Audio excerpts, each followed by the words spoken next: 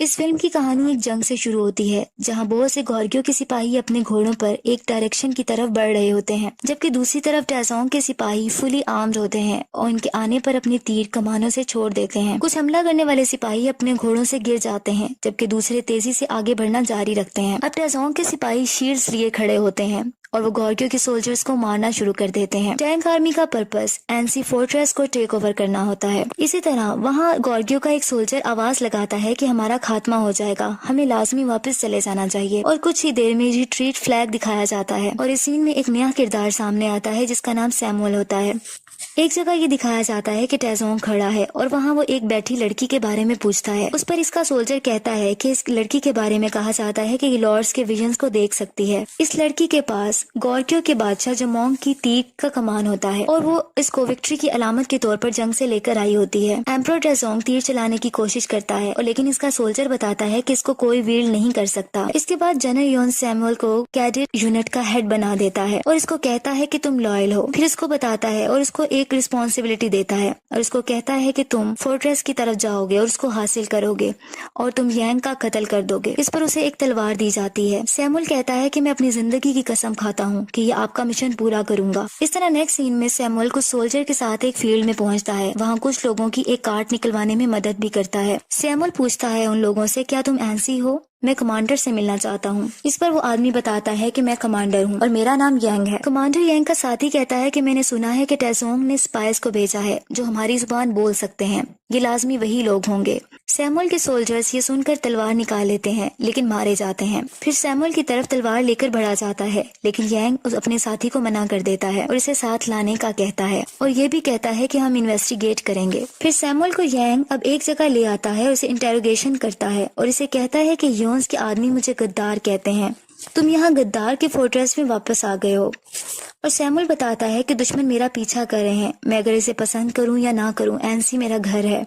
इतने देर में एक आदमी आ जाता है और सैमुअल को वेलकम करता है क्योंकि जो सैमुअल होता है वो क्लैन का आखिरी रह जाने वाला मेंबर होता है। फिर सैमुअल अकेला तलवार लिए खड़ा होता है जो इसे यांग को मारने के लिए दी होती है। फिर सैमुअल देखता है कि कमांडर एक गरीब आदमी के घर जाकर एक छोटे बच्चे को उठाए हुए होता है। वो फैमिली इसका शेबी होम आने का थैंक्स बोलती है और इस पर यांग कहता है कि ये बेबी आंसी में पैदा हुआ है, ऐसा नहीं हो सकता कि मैं ना आऊं। सैमुअल हैरान हो जाता है कि ये कमांडर यांग की अपने लोगों के लिए हमदर्दी और उनकी हेल्प देखकर, क्योंकि कमांडर यांग अपने रियाया का बहुत ज्यादा ख्याल रखता है। फिर यांग को एक फील्ड में दिखाया जाता है कुछ सोल्जर्स के साथ उनको रस्सी खींचने में मदद कर रहा होता है। फिर कुछ देर में सायरन बजने लगता है और यांग और इसके सब सिपाही सैमुअल के साथ उस तरफ चले जाते हैं।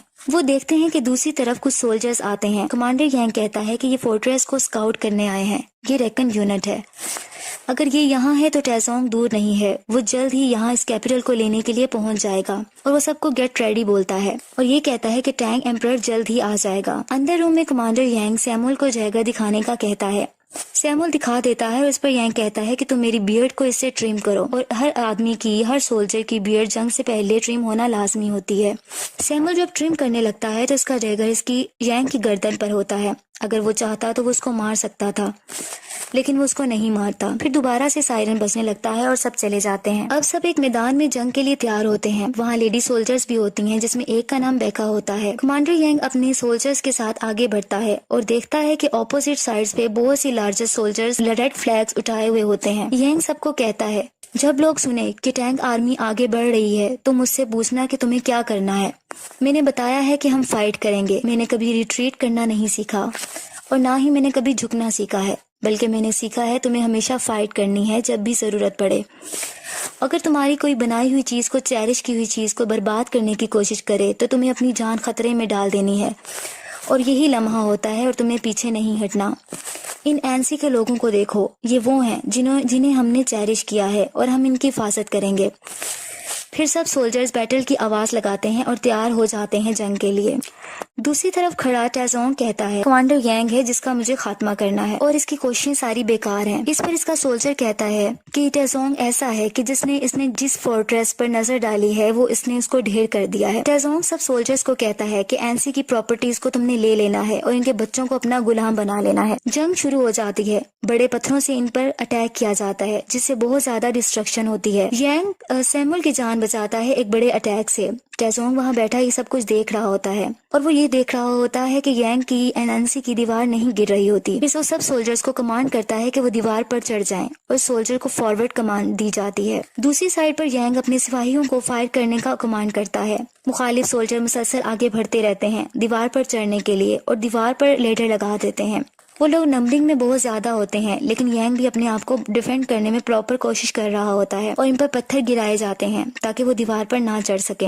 इस तरह ये कमांड देता है डिप्लॉय वुल्फ टीथ स्ट्राइकर। इस तरीके से इन्हें रोका जाता है, लेकिन अब दूसरी तरफ भी वो लेडर लगाकर चढ़ने की मुसलसल कोशिशें करते रहते हैं। टेसोंग अब गेट की तरफ अटैक एंड ब्रेक डाउन की आवाज लगाता है ताकि इसके सोल्जर्स उसकी तरफ बढ़ें। फिर वो फोर्ट्रेस में काफी सोल्जर ऑपोजिट साइड से आ जाते हैं और फाइट जारी रहती है। यांग कैप्टन और बेका को कमांड देता है कि वो अटैक करें और क्योंकि उनके अटैक करने का टाइम आ जाता है, बेका अपने सोल्जर के साथ सबको मार डालती है और टेसोंग की दीवार से लगाई हुई लेडर को गिरा दिया जाता है। लेकिन टेसोंग के सिपाही गेट तोड़ने में दौड़ना जारी रखते हैं और आखिर गेट खुल जाता है और वो अंदर आ जाते हैं। लेकिन इनको रोकने के लिए यांग ने एक रेलिंग जो कि पहले ही प्लान होती है सेट किया होता है ताकि वो रुक जाएं। सैमुअल सब देख रहा होता है और यांग के साथ रहता है। अब यांग कमांड देता है क्लोज ऑर्डर फॉर्मेशन। बहुत ही डिस्ट्रक्टिव बैटल होती है। कमांडर यांग बहादुरी से इन्हें फोर्ट्रेस से भगा देता है और टेसोंग रिट्रीट ऑर्डर दे देता है। कमांडर यांग के सोल्जर विक्ट्री की बुलंद आवाज लगाते हैं और जीत जाते हैं। के सायरन दोबारा बजने लगता है और तमाम सोल्जर सैमुअल के साथ आगे बढ़ जाते हैं। यांग बहुत बहादुरी से एक्टिवली जंग करता रहता है क्योंकि वहाँ दोबारा अटैक शुरू हो जाता है रात के वक्त और हर जगह फायर ही फायर होती है। अचानक से कमांडर को तलवार लग जाती है और कमांडर यांग नीचे गिर जाता है, जबकि ऑपोजिट टेंजो का सोल्जर इसको मारने के लिए आता है कि सैमुअल पीछे से आकर उसको मर्डर कर देता है। यांग हैरानगी से इसे देखता है कि जो मेरी जान लेने आया था उसने मेरी जान बचा दी। कमांडर यांग जख्मी होता है। आखिर जब इसको होश आता है तो टेसोंग रियर की तरफ रिट्रीट कर चुके होते हैं। फिर दोबारा गैदरिंग होती है। दूसरी तरफ टेसोंग कह रहा होता है कि मैंने वास्ट लैंड को बहुत ज्यादा हजारों किलोमीटर को हर सिम पर फतह किया है, लेकिन मैं एक छोटे से फोर्ट्रेस को अभी डिस्ट्रॉय क्यों नहीं कर पा रहा, और वो गुस्से में आ जाता है। इसी लड़की को जिसके पास वो कमान होती है कमांडर यांग की तरफ भेजता है। वो लड़की वो कमान कमांडर यांग के सामने रख देती है जो कि बादशाह जमोंग की होती है। वो बताती है कि मुझे टेसोंग ने भेजा है। वो तुम्हें एक ऑप्शन दे रहा है कि अपने आखिरी अटैक से पहले वो डर्ट मंट बना रहा है और एंसे से बुलंद बनाएगा और तुम पर अटैक करेगा, और वो कहता है कि फिर तुम इसके अटैक से बच नहीं सकोगे। इसके अलावा वो ये भी बताती है कि टेसोंग के आदमी बहुत बड़ा हमला करेंगे और अपने तीरों को बारिश की तरह भेजेंगे। अगर तुम हार मान जाते हो तुम्हें हर चीज ऑफर करेगा। एक दफा डर्टमंड कंप्लीट हो जाए तो सब खत्म हो जाएगा। लेकिन यांग कहता है कि मैं एंसी का डिफेंड करना चाहता हूँ। टेसोंग को बताया जाता है कि प्रोग्रेस बहुत तेजी से है और 2 मंथ्स में प्रोजेक्ट को हम मुकम्मल कर लेंगे, सर्दियाँ आने से पहले पहले। देखने वालों की नजर में वो डर्टमंड वो हकीकत में एक बहुत बड़ा माउंटेन बना रहे होते हैं। दूसरी तरफ कमांडर यांग समझता है कि हम गद्दार हैं, जैसे कि सैमुअल इसे बताता है। सैमुअल इसे इजाजत लेता है। वो कहता है कि अगर आप मुझे इजाजत दें तो मैं जनरल योन के पास चला जाऊं। मैं आपको महसूस करता हूं, लेकिन योन कभी अपना माइंड चेंज नहीं कर सकता। इसी तरह वो उससे ऑर्डर कहता है कि मुझे ऑर्डर दिया जाए। दूसरी तरफ कैप्टन जो कि यांग का होता है वो उसकी टेसोंग की तरफ हमला करने का कहता है उसकी कंस्ट्रक्शन के दौरान। आखिर उसको यांग से इजाजत मिल जाती है, लेकिन बहका सोल्जर कहती है कि टैंक्स HQ में जाना खुदकुशी करने जैसा है। अगर वो कैप्टन जीतेगा नहीं या वापस आ जाता है तो कोई मतलब फायदा नहीं होगा। यांग कहता है हमारे पास बस यही रास्ता है। टेसोंग के सोल्जर्स बैटल की तैयारियों में होते हैं। वहाँ कैप्टन जाकर अटैक कर देता है रात के अंधेरे में, लेकिन वो एक ट्रैप होता है और कैप्टन को बुरे तरीके से जख्मी कर दिया जाता है और उसको वापस भेज दिया जाता है। आखिरकार कैप्टन मर जाता है। बेका कैप्टन की डेड बॉडी की तरफ आती है और बहुत रोती है, लेकिन बाद में पता चलता है कि वही लड़की जिसके पास जमोंग की कमान थी उसने एक एरो के थ्रू उनको पैगाम भेजा था और एक ट्रैप बिछा दिया गया था। उस लड़की को सोल्जर्स की तरफ से मार दिया जाता है। फिर बेका टेसोंग के सिपाहियों के पास चली जाती है सिर्फ कैप्टन का बदला लेने के लिए, और टेसोंग से फाइट करती है और इसको भी मार दिया जाता है और इसकी बॉडी को रिटर्न कर दिया जाता है। नेक्स्ट सीन में सैमुअल जनरल योन के पास चला जाता है। वो योन को कहता है कि कमांडर एनसी अपने आदमी अपनी जिंदगी के लिए लड़ रहे हैं और एनसी लोगों के लिए, और इसके अलावा ये भी बताता है कि जैसे ही मर्ड मुकम्मल हो जाएगा एनसी खतरे में आ जाएगा। यांग गद्दार नहीं है, वो गॉर्गियो का दूसरा आदमी है। जनरल योन ये सुनकर कहता है कि क्या तुम्हें मैंने इसलिए भेजा था ताकि तुम मेरे ऑर्डर्स को फॉलो ना करो, और मैंने तुम्हें आंसी इसलिए नहीं भेजा था तो कि तुम ये इल्फाज बोलो। इसके बाद वो अपनी स्वॉर्ड इसकी गर्दन पर रख देता है।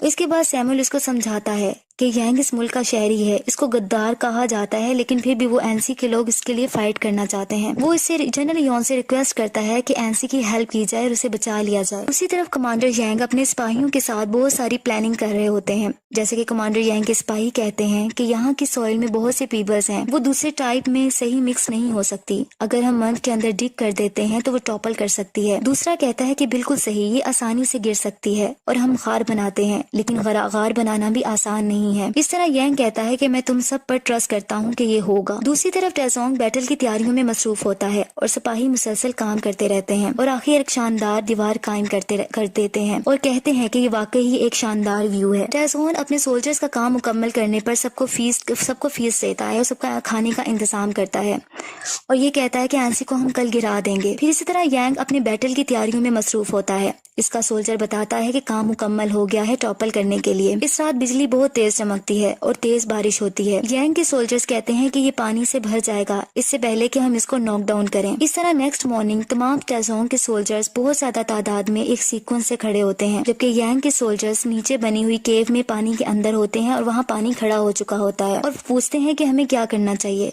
इनमें से एक कहता है कि हमें अपनी कुल्हाड़ियों से इसको चॉप कर सकते हैं। जैसी जगह इन्होंने बनाई होती है वो पानी से भर जाती है। वहां जाकर वो कॉलम्स को काटने लग जाते हैं अपनी कुल्हाड़ियों के जरिए। जंग शुरू होने लगती है जबकि यांग के सोल्जर उस केव में मुसलसल कॉलम्स को तोड़ रहे होते हैं। जैसे ही टेसोंग के सिपाही हमले के लिए इस बनी हुई जगह पर स्किलफुली आते हैं, वो गार से यांग के सोल्जर इसकी रूट्स को खत्म करने लग जाते हैं, जिससे वो बनी हुई जगह हिलने लगती है और वो बना हुआ डर्ट मंड गिरने लग जाता है। यांग के सोल्जर्स उस कार में अपनी जान की कुर्बानी दे देते हैं सिर्फ एनसी पीपल को बचाने के लिए और इस तरह टेसोंग की आर्मी होती है वो मंड से नीचे गिरना शुरू हो जाती है और प्लानिंग कामयाब हो जाती है। टेसोंग की आर्मी डिस्ट्रॉय हो जाती है और बहुत बड़ी डिस्ट्रक्शन होती है। अब यांग आगे बढ़ने की कमांड करता है और एनसी सोल्जर्स हमला कर देते हैं। यांग खुद भी तलवार लेकर उन पर हमला करता है और आगे बढ़ता रहता है। सब खुशी से आवाजें बुलंद करते हैं और फाइट मुसलसल होती रहती है। टेसोंग कहता है कि मुझे यांग का सर प्लेट पर रखा चाहिए, मैं नहीं रुकूंगा जबकि एनसी हमारा ना हो जाए